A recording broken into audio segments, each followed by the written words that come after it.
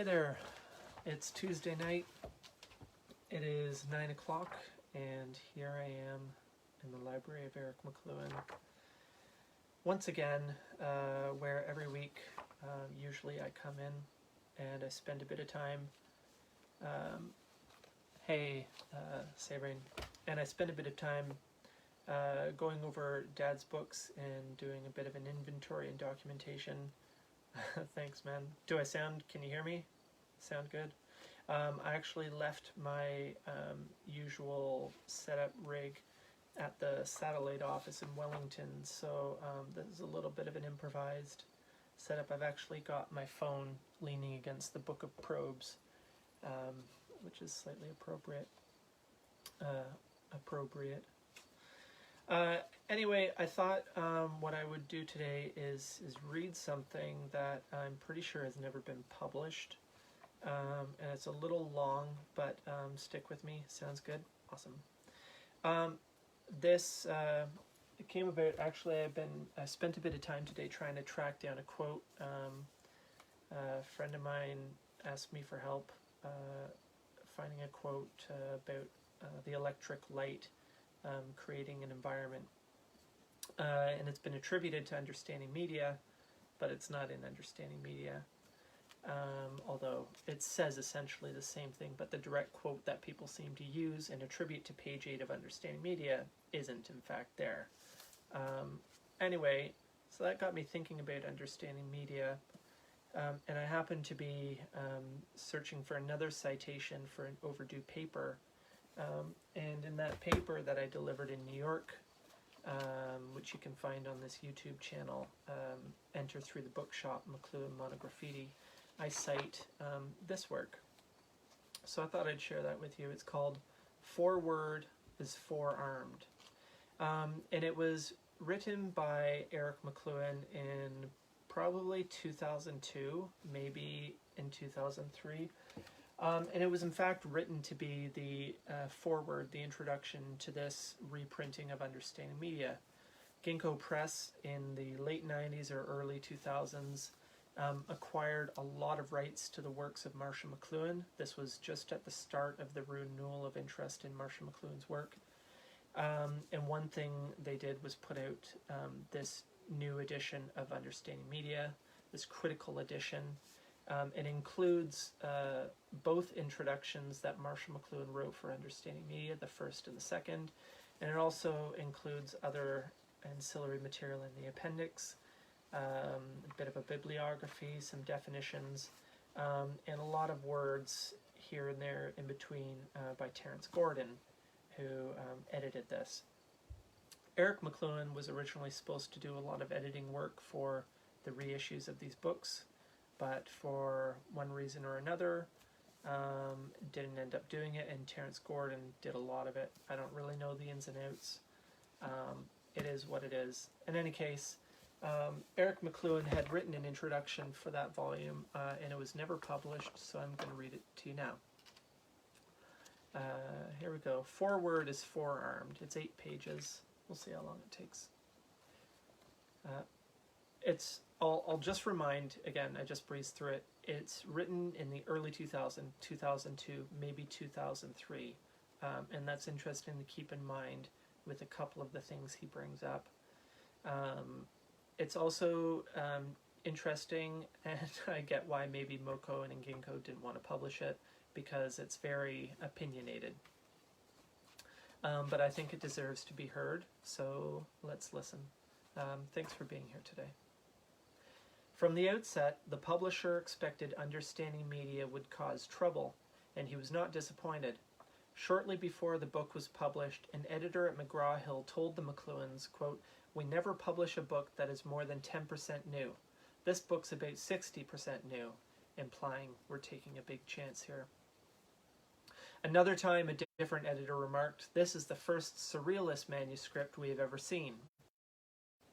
More than the subject matter, the style and tone of writing took both the publisher and the public by surprise. This was certainly not how an academic was expected to write. And it was not the way that people wrote about media then, or now for that matter. It was not respectful. It did not pay homage to the leading figures in the media or the captains of the big media corporations. Quite the reverse. It ignored them. And it ignored all the conventional approaches to and opinions about media, or it treated them as the empty platitudes they were and still are.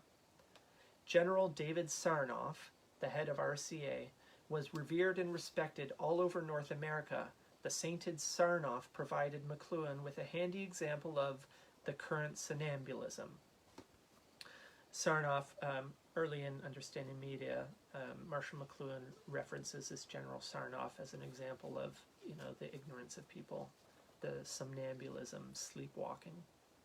Sarnoff was clearly an incompetent. The emperor had no clothes. Is it any use to point out that exactly the same somnambulism pervades our own world in exactly the same manner and to exactly the same degree as then? Only the names have changed. See what I mean about not pulling punches? Understanding media is as applicable today as it was 40 years ago, now 60. The oft-derided style of the book was no accident but the result of careful deliberation. The manuscript had been rewritten 4 or 5 times from front to back. The book was aimed at a general audience, not an academic reader. It took numerous rewrites to hone the style to its present form. McLuhan was a master of prose styles and could write in any one he chose. Just compare the difference in the styles of The Mechanical Bride, Understanding Media, and The Gutenberg Galaxy. For example, the present book began as a report on a project in the study of new media for the National Association of Educational Broadcasters, and in that form was written in a properly bureaucratic style. In rewriting that material for a general audience, McLuhan chose to draw his language closer to that used in advertising of the time. That language was playful and entertaining rather than sober and didactic. Advertising, business, is a serious matter, and advertising that is dull and boring or that moralizes and preaches is seldom effective and does not advance the cause. Much the same can be said of media study. The purpose of the bouncy style in Understanding Media was mainly to provoke the reader to think, so McLuhan resorted to aphorisms and wordplay. The aim would be spoiled by letting personal feelings intrude into the prose, so McLuhan maintained a proper detachment and carefully withheld expression of private or personal interest, emotion, advocacy, or disdain. Mrs. McLuhan, that's Corinne McLuhan, typed and often retyped Understanding Media on an old Royal portable typewriter. The few electric typewriters about then were usually to be found in the more affluent business offices. Certainly no ordinary faculty member could afford one. One day, a parcel of proof sheets arrived at the house. This was quite a surprise, as the McLuhans were eagerly awaiting the arrival of the first galleys. This day, Marshall was out of town to give a speech, so Corinne, in great excitement, opened the package and began to read. Quote, "It was wacky," she recalls, to say the least. It would read well for a bit and then jump suddenly to the middle of the topic. Unquote. She got out her copy of the typescript and tried to figure out the rationale behind the new ordering of paragraphs and sentences. Something had happened. The publisher had changed completely the order of pages. She telephoned the editor and offered to go to New York and bring her master copy of the typescript if they would pay her airfare. The editor groaned and grumbled, quote, "Aw, hell, I suppose I'll have to read the damn thing," end quote. Dad mentioned that to me a couple times, that particular anecdote. Evidently, someone had dropped the typescript and simply forwarded the resulting jumble to the typesetter. A similar fate would later befall Culture is Our Business, also from McGraw-Hill. Having submitted a clean manuscript, the McLuhans anxiously awaited the galleys. Weeks went by. Suddenly, there came in the mail copies of the bound book. It had an average of about 1.5 errors per page, and worse, the publisher had secretly substituted advertisements of its own for some of those sent with the manuscript. The new ads bore no relation to the copy that discussed them. Curiously, 3 of McLuhan's first books fell afoul of their publishers in one or another way. The exception is the Gutenberg Galaxy. The first of all, The Mechanical Bride, was never actually published. It was printed and boxed and then remaindered before publication, that is, before being sent to distributors and booksellers. Consequently, genuine copies of that first printing are exceedingly rare. The response of the critics to Understanding Media was swift and followed 2 principal lines of attack. One pointed out errors in matters of fact. The other took various forms which in the end boiled down to a general whine that the writer wasn't being scientific. The writer did not appear to follow any of the established methods for examining media, counting users, surveying which programs they tuned in, interviewing to learn what they thought of the programs, etc. The first line of criticism is fair enough. The second, well, except to placate an establishment, why should a writer feel obliged to obey this dictum? Science simply didn't, and still doesn't, have the tools to do the job.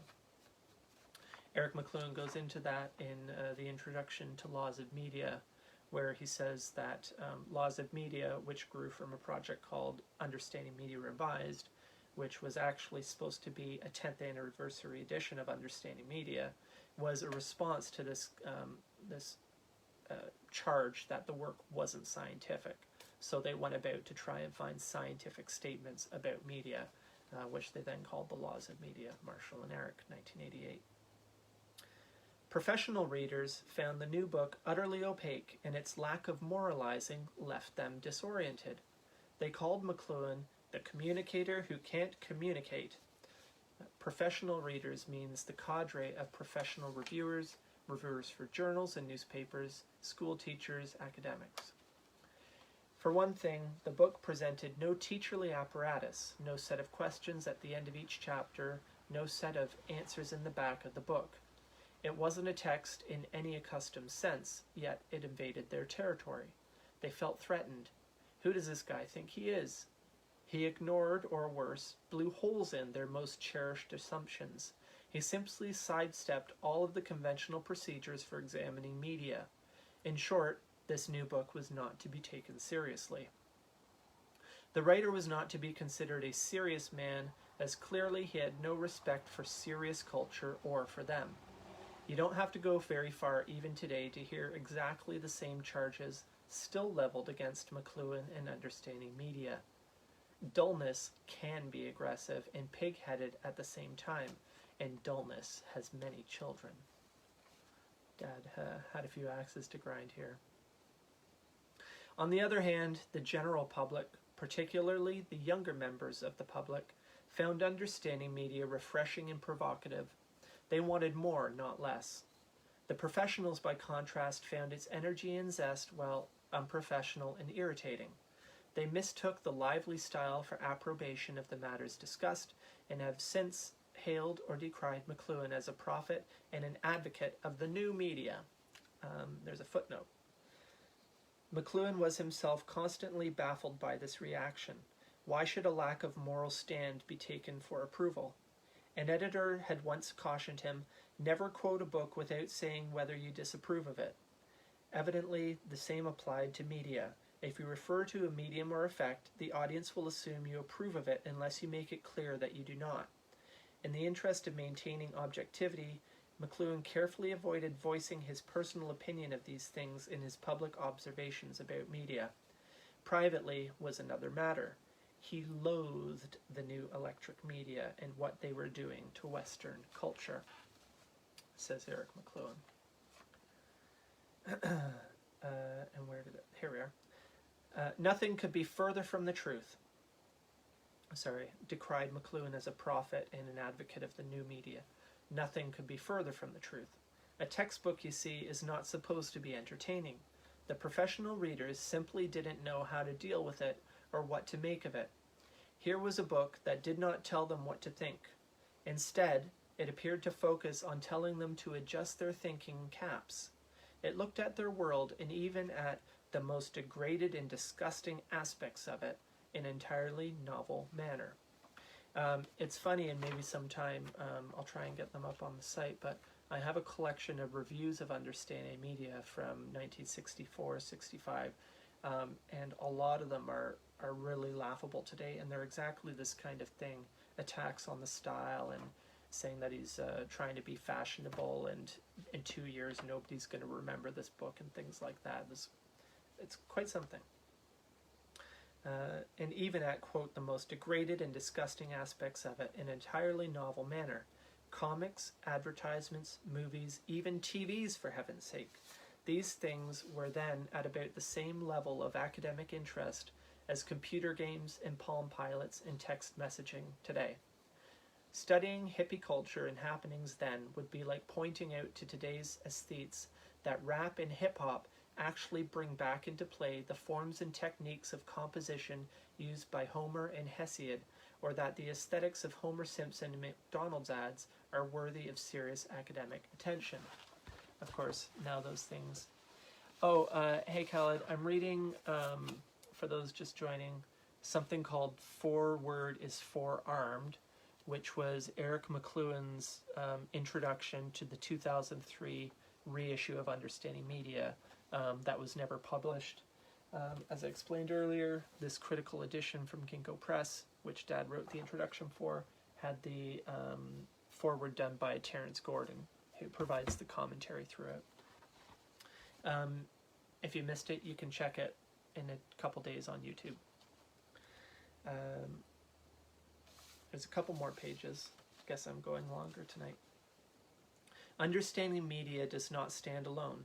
As the title suggests, it was intended as a companion volume to Understanding Poetry by McLuhan's friend and colleague, Clenth Brooks, and the poet Robert Penn Warren. Is there a better name for a poet? I mean, come on. First published in 1938, Understanding Poetry actually did revolutionize the teaching of poetry on these shores. It was the first North American text to employ the techniques of practical criticism that was being developed at Cambridge University while McLuhan was there as a graduate student. If you'd followed this series of McLuhan Institute Lives a little earlier when I was going through Dad's copies of Understanding Media, he has it placed beside his copy of Understanding Poetry for that very reason. Following I.A. Richards' scandalous study, Practical Criticism, a flurry of small books developed the new techniques in a variety of areas. Among these are Empson's 7 Types of Ambiguity, F.R. Leavis's How to Teach Reading, and Ezra Pound's prior How to Read and subsequent ABC of Reading, Murray's The Problem of Style, Q.D. Leavis's Fiction and the Reading Public, F.R. Leavis's Towards Standards of Criticism, and of course F.R. Leavis and Dennis Thompson's Reading and Discrimination in Culture and Environment. These last two lead directly to McLuhan's first book, The Mechanical Bride, and to Understanding Poetry and its companion, Understanding Media. Anyone seriously interested in pursuing the methods of the present volume, Understanding Media, ought to begin by immersing himself in the arts since Baudelaire and Cézanne, and in the techniques developed in these earlier studies.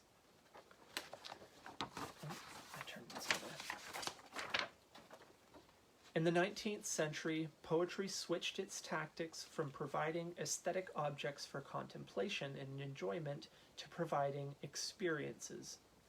After Baudelaire, poems, all works of art, became masks for the reader to wear. A new world had been ushered in by the new electric technologies, beginning with the telegraph. The inner world of the senses and the nervous system was suddenly transplanted into the external environment. Under these conditions, the new job of the poet was to provide counter-environments for the reader to wear like corrective eyeglasses in order to adjust and restore the reader's sensibilities. A new poetics calls for new tools, tools that will enable a discerning reader to analyze the structure of situations. Poets began to speak of a dérèglement de tous les sens and dislocation into meaning. From now on, the message of the poem lay in the kind of perception it afforded the user the manner in which it operated on the reader. Meaning, in the old sense of semantic content, was no longer the point. Since the symbolists, the function of the meaning or content was to entice the reader into the situation of the poem and to hold him there long enough for the poem to do its work of retuning. This is a big point. Marshall brings it up early in Understanding Media, where he quotes Eliot about the watchdog and the burglar of the mind. And the work is retuning your senses. Henceforth, the poem itself was the message or massage. Similarly, the new world brought into play by electric media provided instant environments that adjusted every phase of individual and cultural life while subsuming all previous media and culture as their content. Taking his cue from the poetics of the previous 100 years, McLuhan approached technologies of communication as environmental poems that the culture wears and that distort and pervert and shift our sensibilities. To be understood then, media had to be read and studied as poems were read and studied. Understanding media parallels understanding poetry in this manner. Accordingly, Part 1 of Understanding Media provides the reader with the tools necessary to the study of these new cultural forms. So we find first the injunction to examine the environmental masks as the clue to effects. The medium is the message. Then there are basic principles: degree of sensory participation, hot and cool, reversal of form, technologies as extensions of the user and as numbing sensibilities, media as translators, and so on. The how of technological poetics.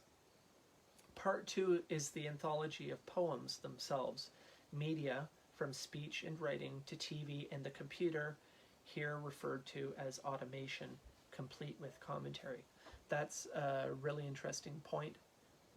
Eric McLuhan is saying that the chapter in Understanding Media on automation is about the computer. Occasionally, a tool missed the mark. The terms hot and cool, for example, shifted their meanings at around the time the book went to press. They held one meaning in the 50s, but had traded places by the mid-60s. As the author explained in his preface, hot in the 1920s in Foreword had meant exciting and involving, while cool meant detached and dispassionate. In the second introduction to Understanding Media for the second edition, Marshall goes into this explanation of the changing of the terms hot and cool.